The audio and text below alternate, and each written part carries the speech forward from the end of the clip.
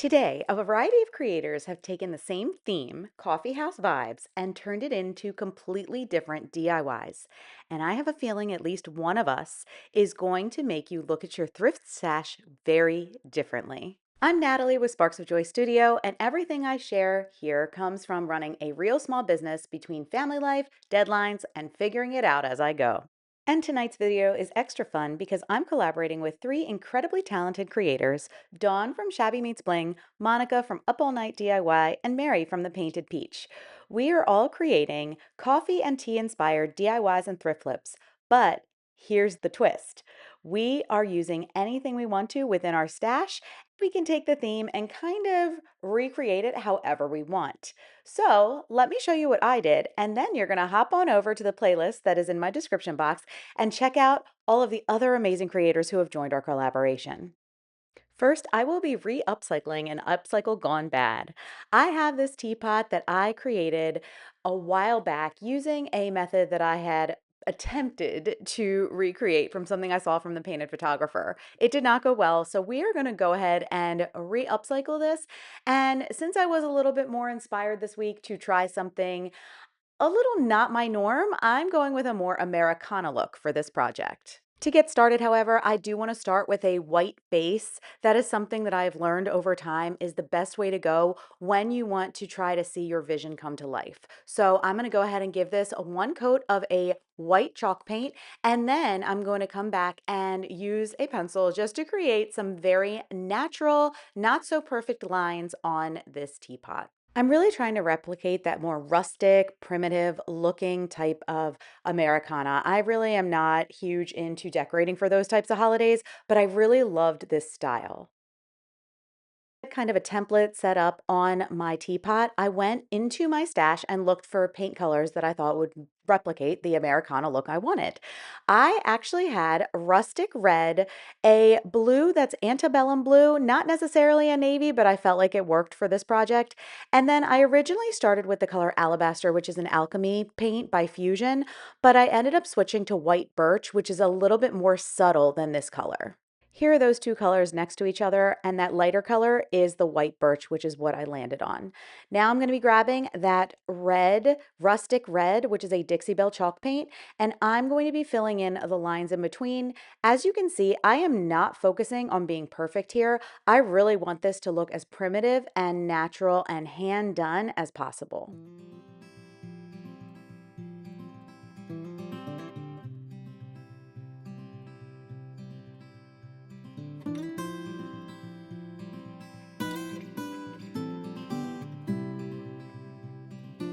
Once I finished with the red, I let it dry, spray sealed it, and then came back with my Antebellum Blue, another Dixie Belle chalk paint, and I'm going to be covering the entire top half of this teapot, including the spout and the handle, in a even as I can kind of line to create that top half in all blue. Once it was dry, I did come back with a light sandpaper and distressed very carefully, then sprayed everything with a clear matte Rust-Oleum spray paint.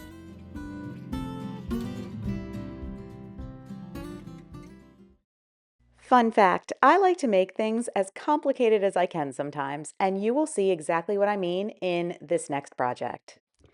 This is the Scrappy Masterboard Roycycled Decoupage paper. I believe this is part of the most recent release for spring. I love this paper. I love the colors. I love the patterns. I love the mixed media feel to it. And of course, what did I want for this box? The exact middle of this paper to cover the top, that lid of the box. So that is what you see me doing here, doing the best I can to wet the sides of it and slowly rip away the exact piece that I wanted from this paper. I wanted this paper to be long enough that it would cover the top of the lid as well as around the rims onto the sides. I do want it to stop at the edge of the lid and then have paint on the bottom half of this box. So that is what I'm doing, just making sure I have enough to be able to create that entire coverage that I'm looking for all around the lid of the box. I'm using Fusion's Decoupage Gel as my decoupage medium for this project, and I am going to mist my paper on the top lightly before I pull back part of it to decoupage on the first part of this paper. I wanted to make sure that I go in sections here. It really helps me eliminate any wrinkles or have anything kind of get moved off kilter. It's, just anything that could possibly go wrong. It's so much easier when you work in sections rather than trying to decoupage on a piece this long or this large all in one shot.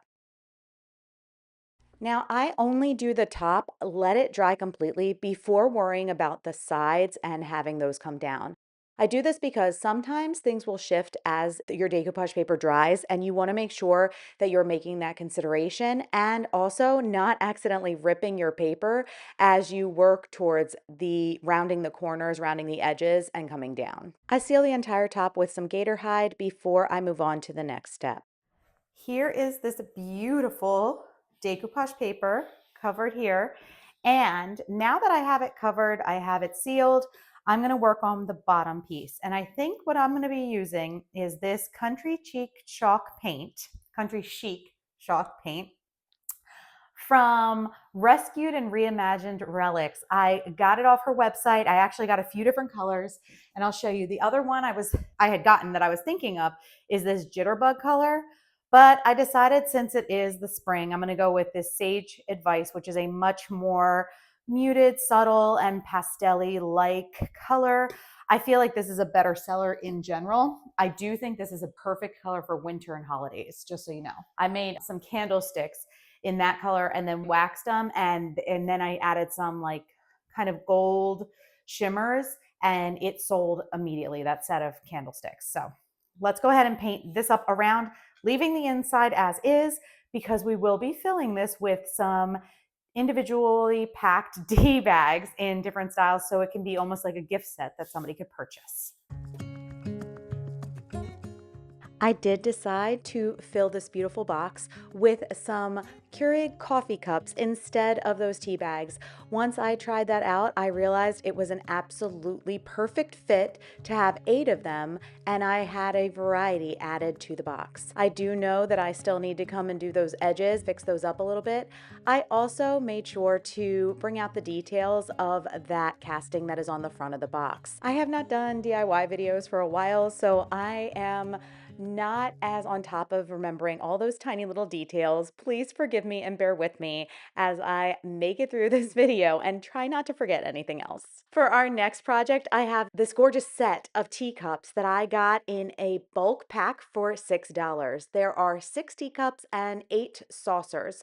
And what you see me doing now is just rubbing off the grease pencil that was used to put all of the pricing onto those items. Okay, this project could not be easier. We are going to just take some fabric and I'm gonna just cut it down to, I would say like, what is that, like a 4x4 inch square? Maybe a little bit bigger, 5x5. I do not have good fabric scissors.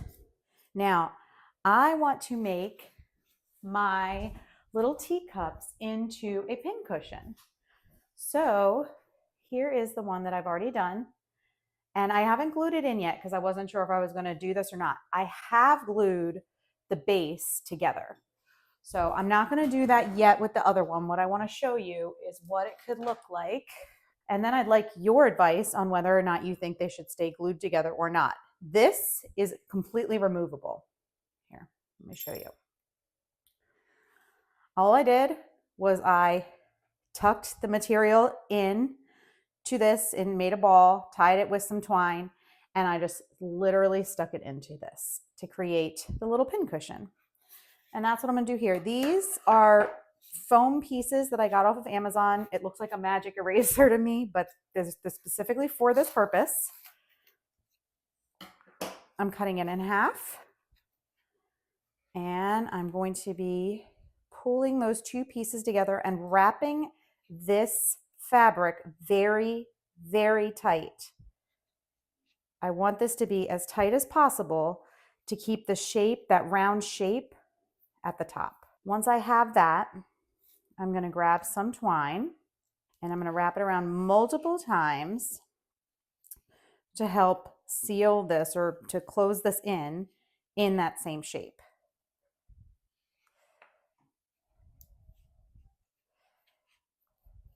I'm going to go ahead and give this a snip and then tie it together. As I was trying to think of something to do with these, I originally wanted to make them into ornaments, and I don't know, I was nervous to do anything with the beauty that is these little teacups. So I wanted to find a way to allow that to shine and, you know, still create something functional that somebody would be able to use. And so this is what I came up with. So now once I have that done, I'm going to look to see how much it fits in. I just need to snip off a little extra. And there we go. Stick it in, and then it's all set. Now this isn't raised as much. I don't know how, maybe I had this one a little bit more material, more fabric. So let me know if you have one that you prefer over the other. And if you feel like I should be gluing these two pieces together or leaving them separate. And this could even, honestly, to sell it, I could even hang it on a tree, probably without the pins, but, and that could be a way to market it as well. I don't know. I would love your opinion on that.